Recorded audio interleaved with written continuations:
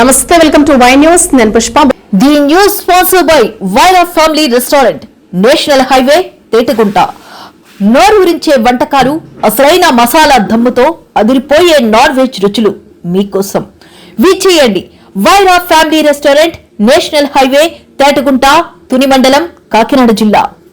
Rajahmundry JN road లో ఉన్న Cherukuri gardens లో అంబేద్కర్ సేవా కేంద్రం ఆధ్వర్యంలో చైర్మన్ గుబ్బల రాంబాబు, కన్వీనర్ మాజీ కార్పొరేటర్ అజ్జరపు వాసు పర్యవేక్షణలో అంబేద్కర్ ఆశయ సాధనపై చర్చాగోష్ఠి జరిగింది. ఈ కార్యక్రమానికి additional DG PV Sunil Kumar తో పాటు ఎస్సీ కార్పొరేషన్ మాజీ చైర్మన్ విక్టర్ ప్రసాద్, మాజీ ఎంపీ జీవీ హర్షకుమార్, మాల మహానాడు రాష్ట్ర అధ్యక్షుడు మల్లెల వెంకట్రావు, రాష్ట్ర వ్యాప్తంగా పలు ప్రాంతాల నుంచి రాజకీయ పార్టీలు, మాల సంఘాలు, జేఏసీ నాయకులు హాజరయ్యారు.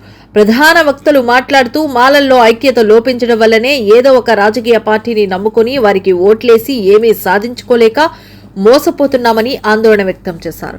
రాజకీయాల్లో రాణించాలంటే డబ్బు కూడా ప్రధాన పాత్ర పోషిస్తుందన్నారు. మిగిలిన సామాజిక వర్గాల రాజకీయాల పార్టీలను డిమాండ్ చేసి మాలల వాటాను సాధించుకోవడంలో విఫలమవుతున్నామని ఆవేదన వ్యక్తం చేశారు. ఇప్పటికైనా జరుగుతున్న పరిణామాలను గ్రహించి ఐక్యంగా ముందుకు సాగాలని, నాయకత్వాన్ని బలపరుచుకోవాలని పిలుపునిచ్చారు.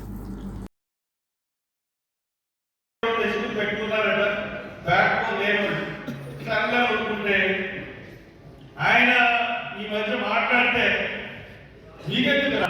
రఘురామకృష్ణరాజు అక్కడికి వచ్చి ఇక్కడ రాములు ఇక్కడ గుడి కట్టడానికి ఎవరు కూడా హిందువులు లేవండి, ఇదంతా కమ్యూనిటీకి ఉపయోగపడుతుందండి అని చెప్తే ఖచ్చితంగా కట్టికేస్తానంటే దర్శనం. మనం నివసిస్తున్న ప్రాంతంలో మన ఇష్టాలతో సంబంధం లేదా ప్రభుత్వానికి. నిన్న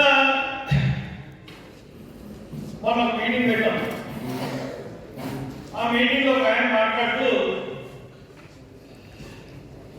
ఏమన్నారంటే, మన సనాతన సంప్రదాయం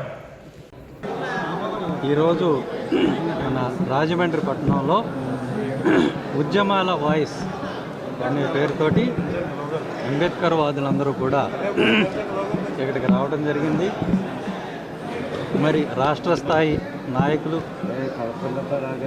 ఎన్నో ఉద్యమాల్లో పాల్గొన్న మల్లెల వెంకట్రావు గారు, మరి ఎస్సీ కమిషన్ చైర్మన్, రాష్ట్ర కమిషన్ చైర్మన్గా పనిచేసిన విక్టర్ ప్రసాద్ గారు, మాజీ ఎంపీ హర్షకుమార్ గారు, అలాగే ఇక్కడ పెద్దలు గుబ్బల రాంబాబు గారు, అలాగే అజ్జరపు వాసు గారు వారు నిర్వహిస్తున్నారు. ఇంకా పెద్ద పెద్ద నాయకులందరూ కూడా ఒక దగ్గరికి రావడం జరిగింది. అలాగే ఇక్కడికి వచ్చిన వాళ్ళందరూ కూడా ముఖ్యమైన నాయకులే.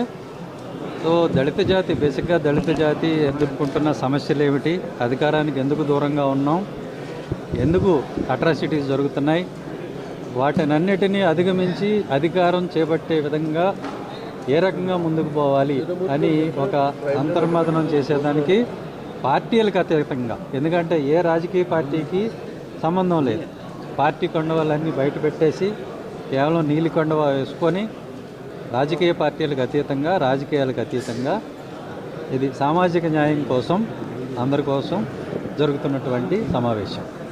Thank you.